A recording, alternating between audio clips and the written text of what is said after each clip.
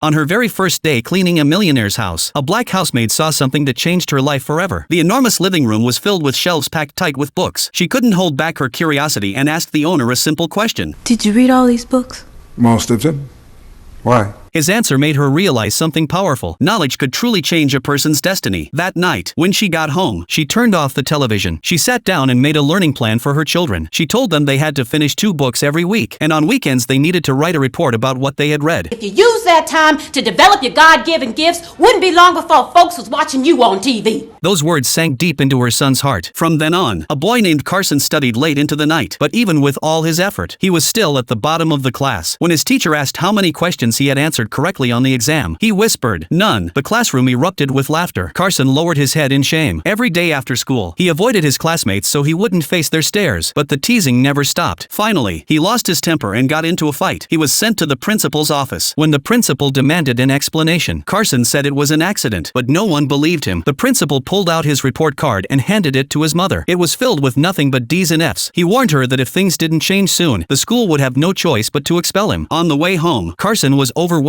with guilt. He promised his mother he would never fight again, but when it came to grades, he wasn't so sure. He had already tried his hardest, and maybe his classmates were right. Maybe he really was dumb. But his mother looked him in the eyes and said firmly, "You're not dumb, my son. You are smart. You just haven't used your intelligence yet. But if you keep these grades, you'll spend your whole life scrubbing floors in a factory." Her words shook Carson to the core. He vowed to change, to prove himself to his mother. Yet no matter how hard he worked, his grades didn't improve. Then one day, his mother noticed something strange about the way he read. She soon discovered the truth. Carson was severely nearsighted. She didn't hesitate. She broke open her savings and bought him his first pair of glasses. For the first time, the words on the board came into focus. For the first time, his eyes locked onto the pages of his books. Slowly, his grades began to rise. The day he finally passed an exam, his mother's joy was beyond words. From that moment on, Carson started to love learning. He read late into the night at the library. He read in his dimly lit bedroom. He even read in the bathroom at home. Anywhere he could, he studied. Soon, his grades improved dramatically. When he brought home his very first A, he rushed home after school, eager to share the joy with his mother. But she told him calmly, "If others can do it, you can too, and you can do even better." Those words became his driving force. Carson pushed himself harder than ever. The first time he stood at the front of the class to be praised by his teacher, he felt something he had never experienced before. It lit a fire inside him. As time passed, his hunger for knowledge only grew. He became fascinated with everything, even a simple pebble on the ground. His curiosity drove him to read every book he could find about rocks. That curiosity paid off one day in science class. The teacher held up a black stone and asked if anyone knew what it was. The room was silent. Then Carson raised his hand. "It's obsidian," he said, and went on to explain how it formed. His explanation was so detailed that even the teacher learned something new. From that day on, his classmates saw him differently.